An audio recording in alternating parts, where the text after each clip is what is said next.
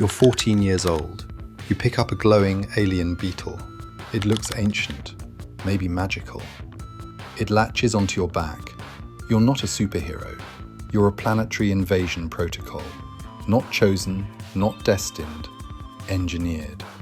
Today we're dissecting the biomechanics, neural integration, and xenobiological physics of the Reach Scarab, and why it may be one of the most horrifyingly elegant pieces of fictional biotechnology ever conceived.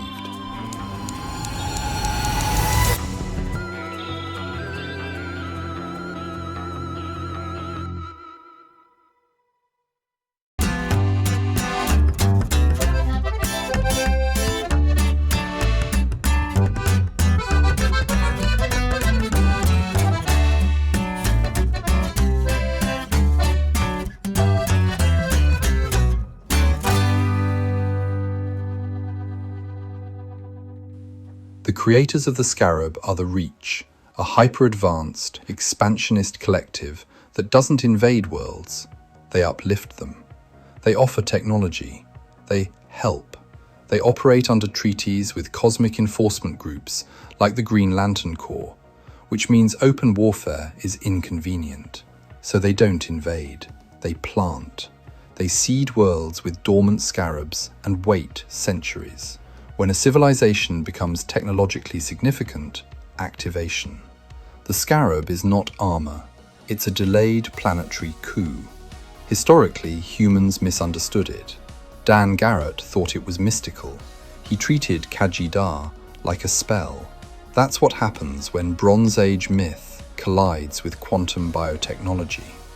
Then Ted Cord, engineer, rationalist, tried to activate it. Nothing. Because the Scarab isn't impressed by intelligence. It's selective xenobiology. It bonds when biological and circumstantial criteria are met.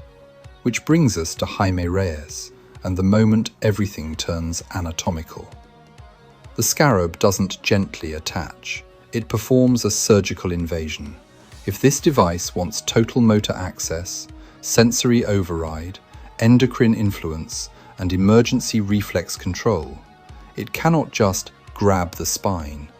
It must anchor precisely. The most logical primary attachment point is the cervicothoracic junction, C7 to T1. Why there? Because that's where the cervical spinal cord transitions into the thoracic region. It's a structural and neurological crossroads. The brachial plexus roots originate from C5 through T1. That plexus controls the arms.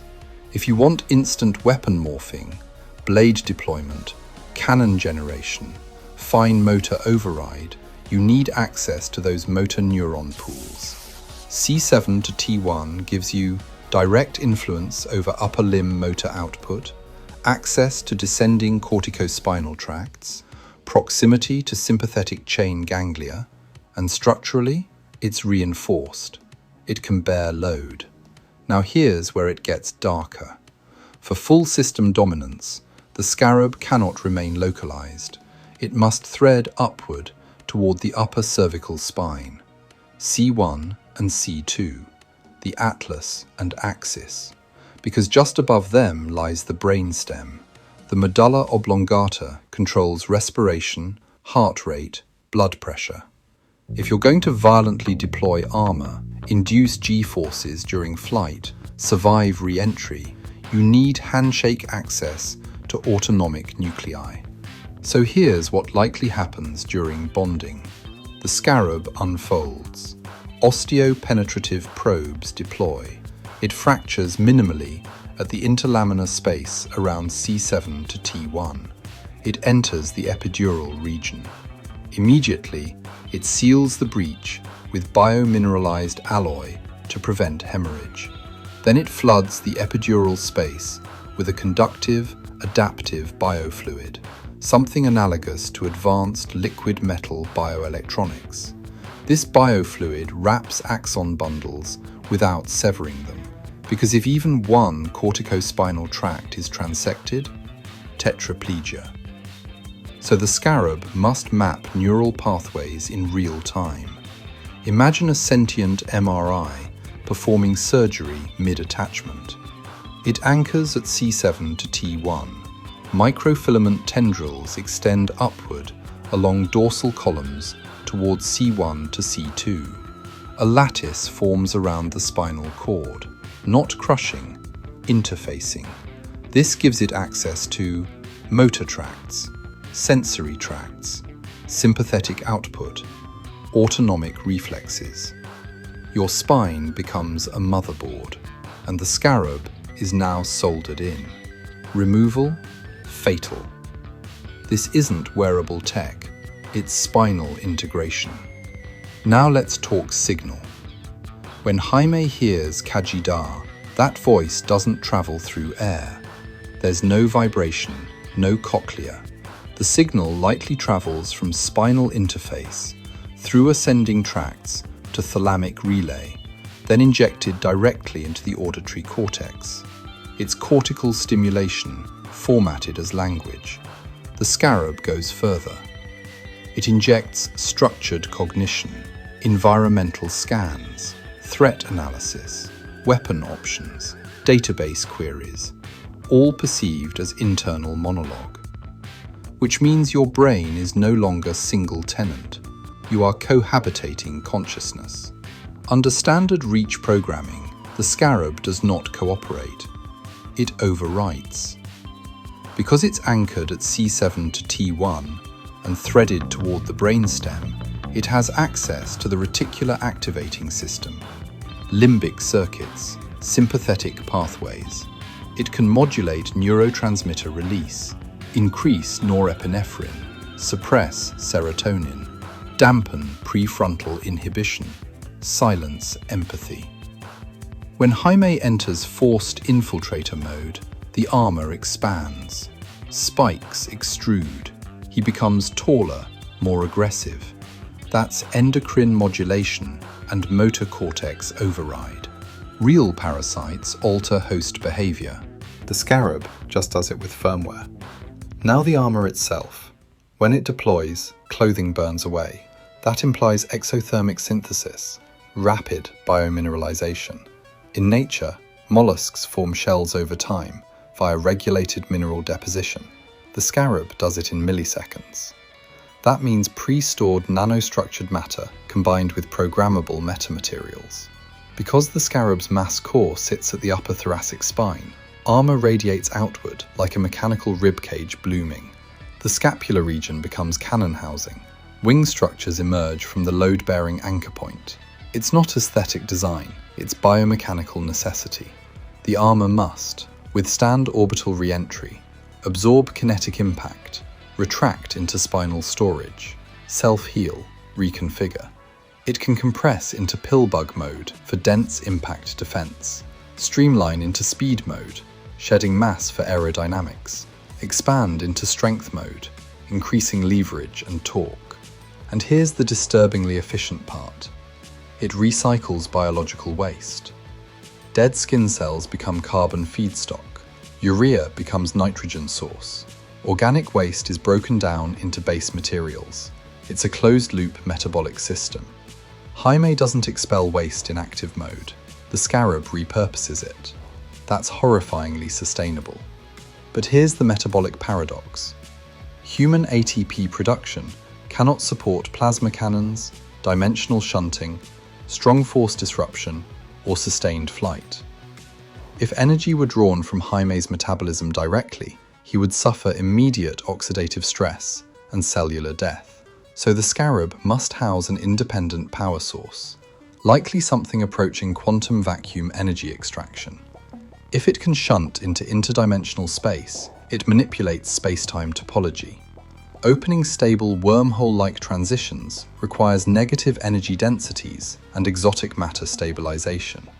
That implies a reactor operating on zero-point vacuum fluctuation extraction.